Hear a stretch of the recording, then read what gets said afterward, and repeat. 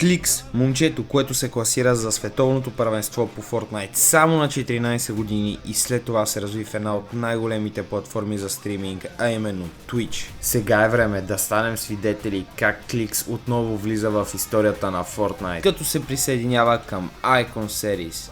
Дами и господа, нека ви представя скина на Кликс.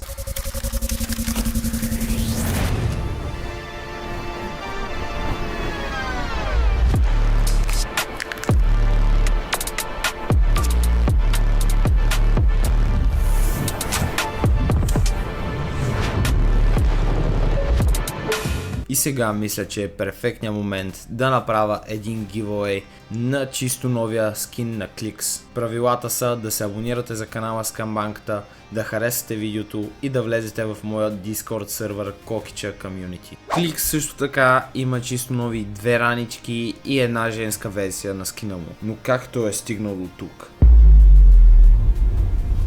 Кликс започва Fortnite кариерата си в далечната 2019 година и участва в 125 турнамента, от които успява да изкара над $526 000. Той е бил 5 пъти квалифициран за световното първенство по Fortnite. През юни 2019 година той спечели още един турнир и $10 000, а през юли 2019 той печели повече от 3,3 милиона абонати в YouTube и също така натрупа повече от 8 милиона последователи в Twitch чрез състезателното си съдържание за видеоигри. Истинското му име е Коди Конрод и е от малък град в Кенектикът. Той в момента има 176 000 PR и на собствения си турнир, а именно Clix Icon Cup, той плейсна топ 4400 с 128 кила и една победа. Clix също така има свой собствен клоудинг бранд, а именно Dreaming. Като вече сме в сайта и може да разгледаме продуктите, които той дава. А именно ето ги Rare пижамените панталони на Кликс, както няколко худита, тениски и панталони.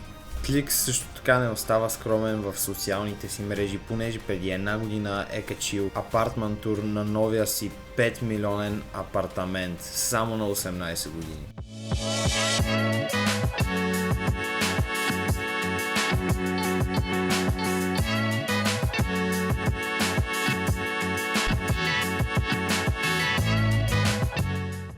А малко по-късно показва и колекцията си от коли, понеже той е фен на скъпите и удобни преживявания.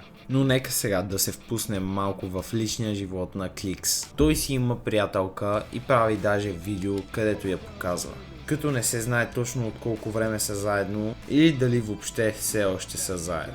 Кликс има още много какво да показва в Fortnite кариерата си, но е стигнал на едно много високо ниво. Като долу в коментарите може да ми напишете кой според вас е по-добър на играта, Питърбот или Кликс. Ще ми е много интересно да видя вашето мнение. Така че благодаря на всички, които са останали до края на видеото. Ако искате още подобен тип съдържание, се абонирайте за канала Скамбанката, лайкнете видеото, аз съм Кокича и ще чуем директно следващия път, гайс. Айде, бъбъ!